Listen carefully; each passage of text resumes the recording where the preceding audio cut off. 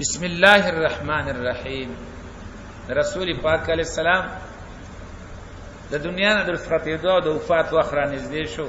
اذا جاء نصر الله، دا در حقیقت نبی علیہ السلام ته خبر ورکول دي چې وخت نږدې دی، رسختۍ عبادت ته زور ورکړه.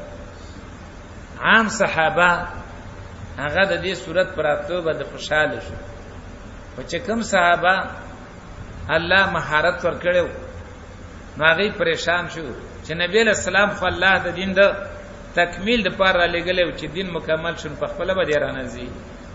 نو دا دغه نیټه ته اشاره ده.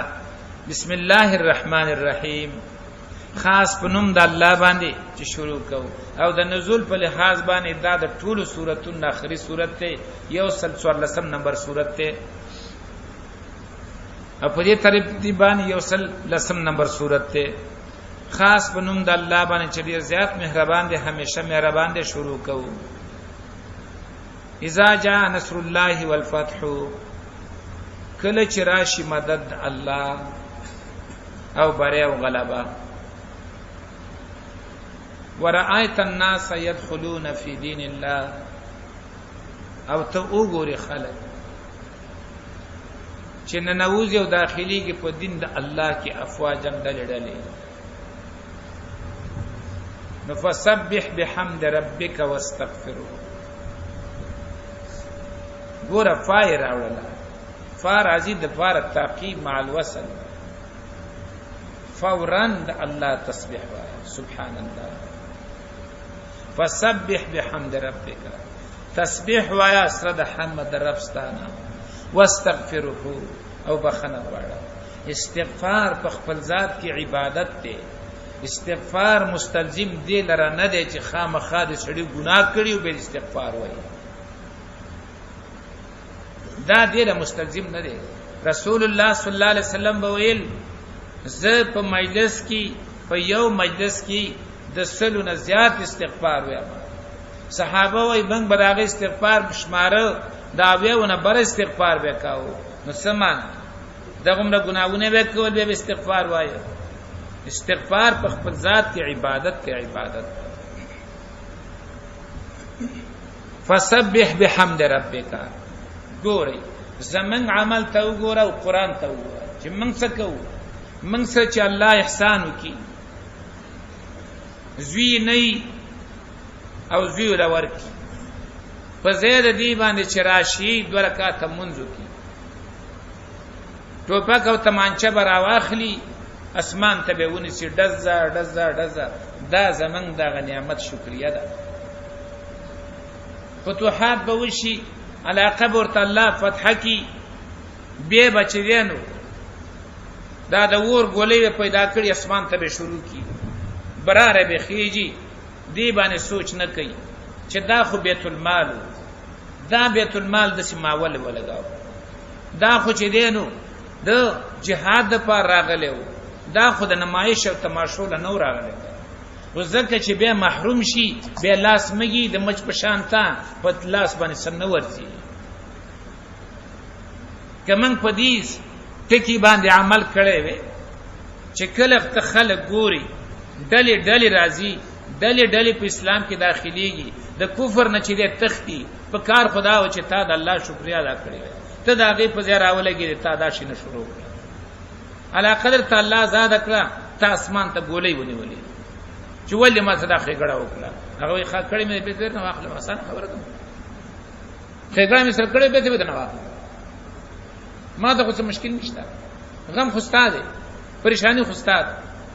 فسبح بحمد ربک، تسبیح وایا، دا الله پاکی بیان کا، لا په مکوا.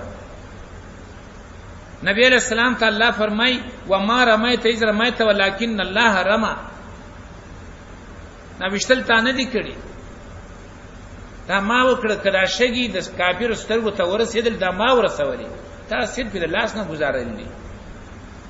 اوس ته ټولې د ذمہ داری خو ته ماخذ کړه، د ټول ماشومان خو ته ماخذ کړه. ښا دی به د ټول ماشومان هم دی خپل موږ دا وکړو. دی وجنه خیال پکاري. الله ګوره ځینې وخت کې الله په ډېر معمولي خبره باندې موسی علیه السلام نه چا تپوس وکړ چې نن په مخ د ځمکه باندې د ډېر علم خاوند څوک دی تا نه زیات علم والا شته که نشته هغه وایي نه دا خبره د پیغمبر په خوله راوختله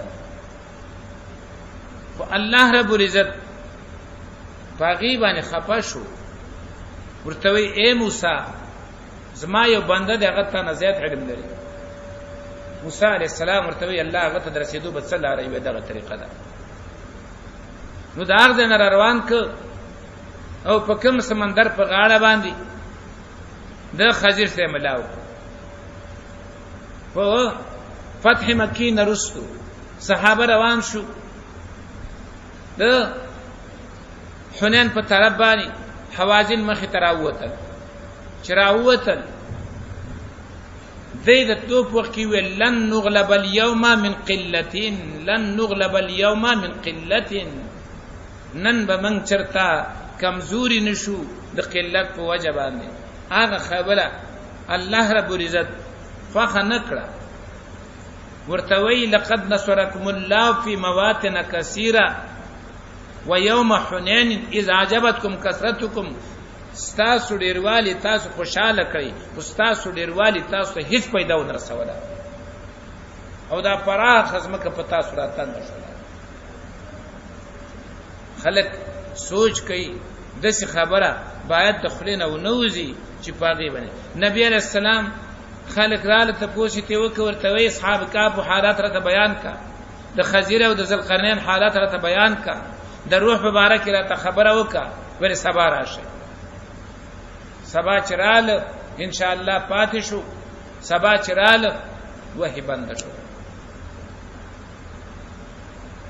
سلیمان علیه السلام بخاری روایت دی وی ویلا بیګاله به ټولو بیبیانو ته نږدې کېږم او هلکان به وشي د جهاد یو لویه ګروپ به جوړ شي انشاءالله یې ونه ویله چې ویې نه ویله بیبیانو ته خو نږدې شو خو یو بچی د یو بیبي حمل په نصیب نه شو یوه وه هغې حمل واسطه هغې هم چې دی ماشوم ګزار کړ یو ټوکړی راورتول هغه هم د دغه مخې له راوړلی شو هغه وخت هغه له فکر ورغی اوهو دا څه وشو نو خبره دای هره خبره چې کوو د مولانا بیجګر صاحب خبره ده وایي دا خبره ډېر ګنده ځای نه راوچتېږي